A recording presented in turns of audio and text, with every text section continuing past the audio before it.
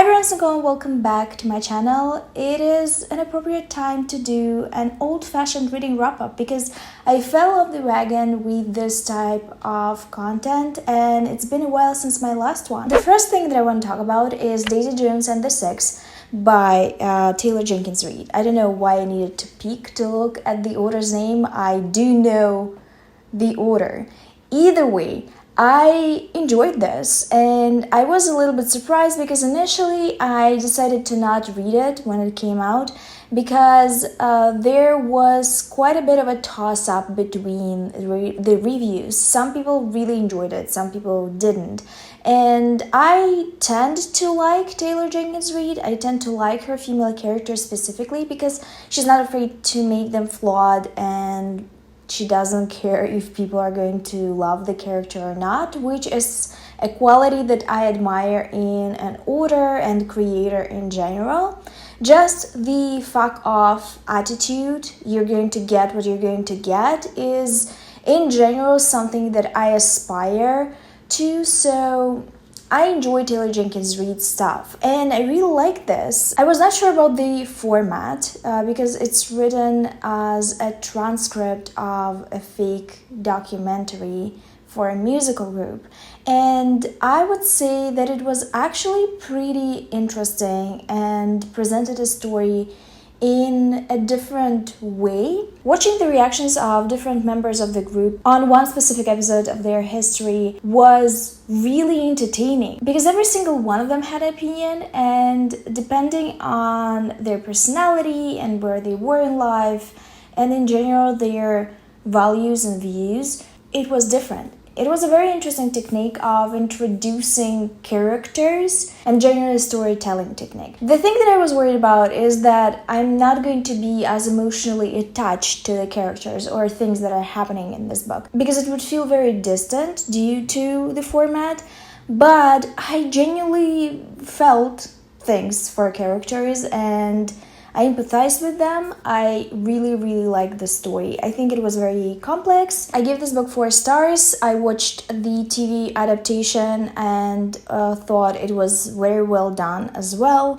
Didn't like some changes. You can see my in-depth thoughts on the first 2 episodes in a video. I've basically reacted to the show and I'm going to link it. The next thing that I picked was a historical romance, and you know that I occasionally do double. So I picked up A Week to Be Wicked, which is a 𝕊𝕆𝕂𝕀𝔸𝕃 novel. I think it's the second one, and it's by Tessa Dare. Now, I have not read a lot of Tessa Dare books that I didn't like. This one was a bit of a train wreck. Now, I love the synopsis and I like the relationship between the characters, the whole we're on a journey thingy, but the problem with this is atrocious.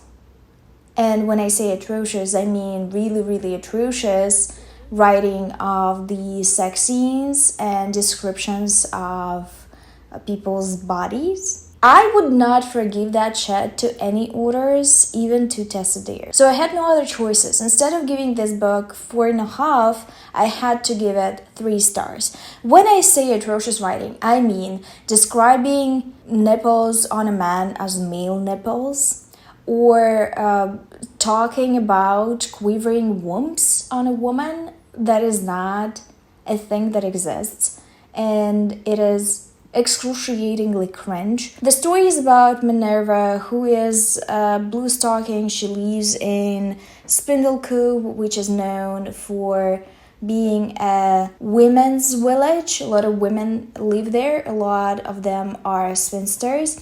And her mother doesn't lose hope. She really wants to marry off at least one of her daughters. And Meryl is, I believe, the youngest. The oldest one she wants to marry off to a guy named Colin, but her plans are thwarted when Minerva and Colin elope together. Now, it is not a love connection. They don't do it because they want to get married. They do it because Colin needs to run off from 𝕊𝕆𝕀𝕃, and Minerva is obsessed with sciences. She believes that she found the bones of a dinosaur and that the Science Society needs to see it. So she at first decides to journey on her own, and Colin just joins her. Obviously, while they are on the road, they're experiencing a lot of adventure, they get in trouble, they have to rely on each other, and they fall in love. Now, I love this premise. It's genuinely a really fun one. The whole journey, adventure aspect of it is always something that I gravitate to, even in movies. But the problem with this, I already told you, is with the way it's written. I don't know who was the editor of this book, but they didn't do a good job. At times, it honestly felt like it was written by a ghostwriter. I cannot believe Tessa Dare would stoop so low as writing about queering wombs. If you know something about this mysterious situation, let's discuss it in the comments down below. Either way, I give it 3 stars. I think it could have been better. Slowly but surely, we're getting to the books that I really, really loved. The first one of those is Mistakes Were Made by Meryl Wilsner. I didn't have many expectations for this. I was recommended this book by one of my viewers. It's not that I don't trust you. I do trust you, and you, for the most part, never steered me wrong. I've read quite a few books from your recommendations. With this one, I had a really bad history with the author. It's not bad history in terms of stalking or manipulating or girl bossing. The fact that I need to mention it is hilarious. Book world is completely unhinged. What actually happened is I really hated the first book, the debut book of this author. I DNF'd it at the end, and I wasn't receptive to the new releases by the same author. But since one of my viewers praised it so much, I thought, well, fuck it, I'm just going to pick it up. I really, really love this, and I undeniably highly recommend it. I think it's gonna be one of the outliers in the FF romance subgenre, because we don't get a lot of truly sexy books. It's very rare, especially paired with a pretty kinky, I would say, scenario. It is about a uni student named Casey who goes to an off-campus bar to pick up women and picks up someone older named Erin. They have a very electric sexual connection, which they consummate right then and there, and then they go their own ways, only to meet up the next day in a very awkward scenario. It turns out that Erin is the mom of Casey's best friend on campus. So they quickly realize that their one-night stand needs to stay a secret. The issue is they really, really are attracted to each other, and the more they spend time together, inevitably, they like each other, and they realize that they have a lot of similar values and opinions and interests, and the pull essentially is very difficult to ignore. The drama and angst is real in this one. The chemistry is topping off all the charts, and I'm not going to lie, I was fully obsessed with this concept. Although age gap romances are usually not for me at all, this time I was willing to give it a chance because the author did that. Not only it was extremely hot, I appreciated how the matter of it being an age gap relationship was discussed, because what I see usually in age gap romances is a complete disregard of the actual age gap. It seems like people don't have any conflicts about their differences. And of course, people in their 20s and people in their 40s are very different people with very different goals. Don't even try it with old and young souls, it's all bullshit. So I loved how essentially it was a very sexy prompt fulfillment book, but also it took the relationship seriously. I either gave it 4 or 5 stars on Goodreads, but it's 4.5. The next thing that I consumed was unlike anything I've read ever. It's So Happy For You by Celia Laskey. It's a modern thriller post-apocalyptic thriller. Really hard to pinpoint the actual genre because it's the same world we live in, but slightly different. In that world, the world of this book, people are obsessed with marriage and having babies and becoming a nuclear family. So they're really motivated to tie the knot until they turn 30 and basically become spoiled. The thing that I found particularly interesting about this book is that the two protagonists that hold two opposing views but are best friends are equally as unlikable. I would even argue that the queer liberal part of the argument, the character that personified that position, was more annoying, and I actually wanted to slap her across the head a couple of times. So it's interesting because you don't really have a leg to stand on, you don't have anyone to root for. It's just two people that can accept that the other one wants to live a different life. So in the story we have two best friends, Robin and Ellie. They've been childhood friends, they've been in each other's lives for forever now, and Ellie decides to get married to a guy that Robin doesn't approve of. Robin is against the wedding altogether because of her personal issues, because of her political views. She herself doesn't want to get married to her girlfriend, and it's pretty egotistical, to put it gently. Ellie asks Robin to be her bridesmaid, which results into a big conflict. Robin straight up doesn't want to be at the wedding and considers the invitation an insult, and her best friend not accepting her political views. At the end, after some rumination, she agrees. Now I have to mention that the wedding culture is so wild in this book. People are so obsessed with getting married and getting married for good, they are willing to go to extremes like sacrificing animals and doing all kinds of other wedding rituals that are morally questionable. So in some way, Robin has a point. It's that she really annoyed me personally.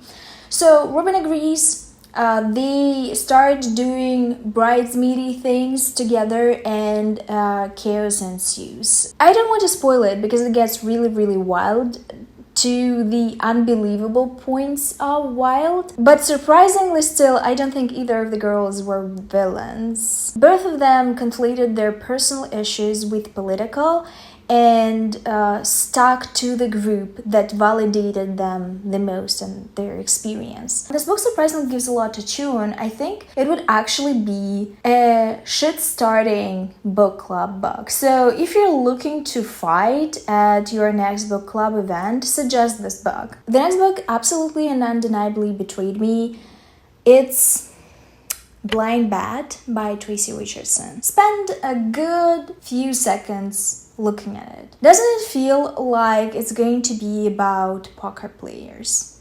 Because this is the vibe that it's giving. The title, Blind Bat, the cover itself, but it has nothing or almost nothing to do with poker. I was deeply disappointed when I figured out that it's not going to be, because the whole time I was waiting for one of them to get into poker, like seriously, and they played a few games, but it wasn't the main thing about the plot. This is a marketing fail, and someone needs to tell me what happened. It would have been much more logical for there to be a plane on the cover. The story starts with Courtney, who's very organized and is all about her job, but misses her plane to a different city for some kind of a work meeting, which accidentally saves her life because the plane crashes. It triggers a very acute reaction in her naturally. She starts rethinking her life. She doesn't want to continue on the same way. She quits her job and starts looking for things that are going to enrich her existence. On her journey, she meets a woman named Ellen, who's recently divorced and is trying to pick up her life and start anew. They struggle with their connection at first. Ellen doesn't trust Courtney, who has gone awry after the plane issue. She wants to find someone stable, someone who doesn't remind her of her ex-wife. But obviously, they spend some time with each other, they have chemistry, and they have to figure out if they're willing to risk it all for love. I love the plane idea. I thought it was just such an interesting hook for a romance novel in general. Something this tragic and sudden changes people. But the romance itself and the things that happen after the plane are so basic, and I genuinely need more things to happen with the plot to enjoy the romance. The romance has to be strong, but I have to be entertained with the plot as well. So to me, this book was a 3-star at best. I enjoyed the chemistry between the women, but I wish there was more plot there. Like if they were rival poker players, I would definitely enjoy it more. It's not what the book was about, despite it indicating with many different elements that it's going to be. The next book is a very unusual choice of reading material for me. I barely read young adult fiction now, especially young adult fiction on the younger side. But I had this book on my shelves for a very long time. I picked it up secondhand because the synopsis said that it's about cloning. And cloning is just a specific phenomenon that I'm particularly interested in. The story is The House of the Scorpion, and it's written by Nancy Farmer. It has a load of different awards. And I gotta say that it was very, very fascinating. For a story that is geared to a younger audience, it brought up a lot of complex moral questions. The book follows 𝕊𝕆ℙ𝕀𝔸𝕃, who is a child that lives in the opium, a country between Mexico and US. It is governed by a man named 𝕊𝕆ℙ𝕀𝔸𝕃. 𝕊𝕆℆𝕀𝕃 is a drug lord that is more than 100 and something years old. Mateo actually is 𝕊𝕆ℎ𝕀𝕃's clone that is allowed a lot of leeway because 𝕊𝕆℆𝕀𝕃 obviously sees himself in him, and he wants to relive his life through him. 𝕊𝕆℆𝕀𝕃 has a very large family that cannot wait for him to die, so they would take his place. As I said, it was very much a discovery for me because I didn't expect it both to be very fast-paced and entertaining, and at the same time to be so complex in its messages. I really enjoyed this. I'm also very surprised that it's an older young adult fantasy book that I've never heard about from other people. The next thing is a bit of a disappointment, but not too much, is The Fixer by Lee Winter. You know that I really love Requiem for Immortals by Lee Winter. I also enjoyed The Brutal Truth, but The Fixer I had a lot of expectations for because it's supposed to be a villain heroine type of romance, as in like villain/heroine.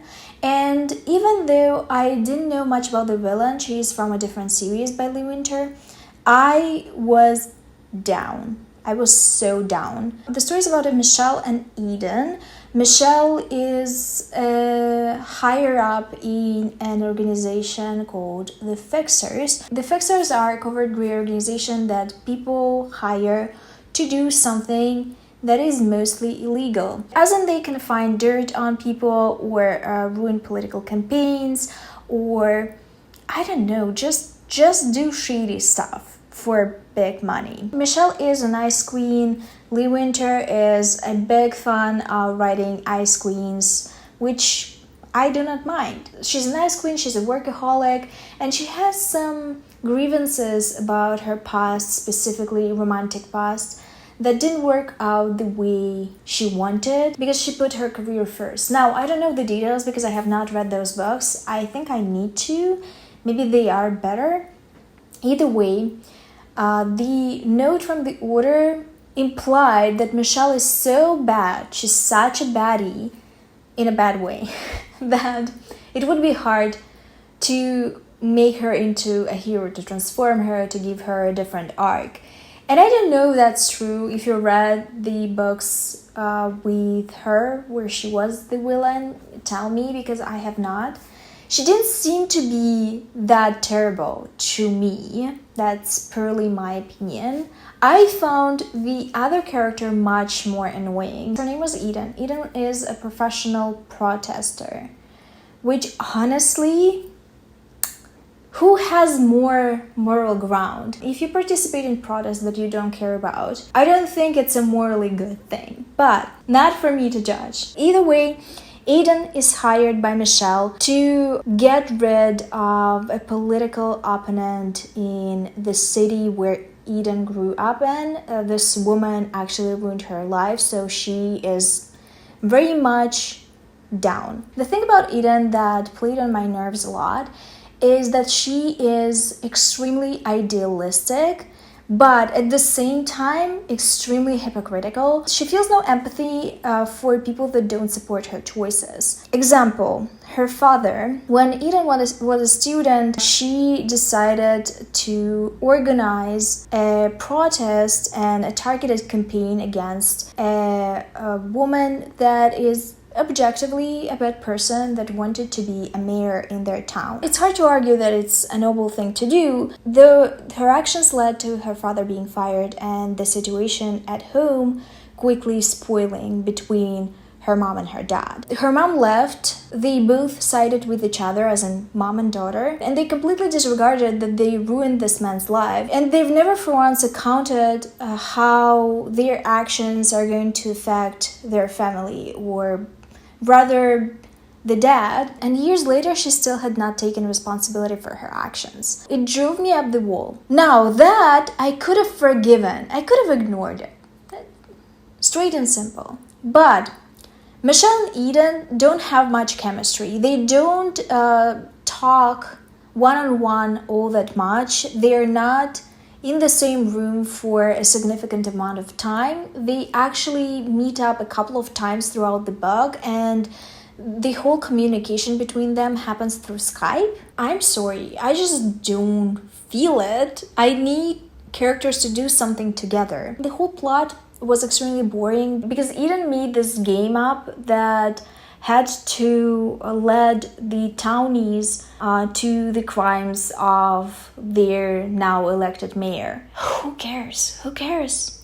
No one would participate. Maybe it's because I live in a huge city, but people just don't care. This whole idea about the game was very far-fetched. My dissatisfaction with this book boils down to it not being what I wanted, if we're being completely honest. Now, a book that was surprising to me and that I really loved, even gave it 5 stars, although I never give this genre 5 stars ever, because 5 stars for me are books that I'm willing to reread, even though I reread really infrequently. No Exit by Taylor Adams was such a cool thriller, and I didn't expect to love it. I thought, well, it's just gonna be a thriller. I'm just going to listen to it casually, and I absolutely am not going to obsess over it.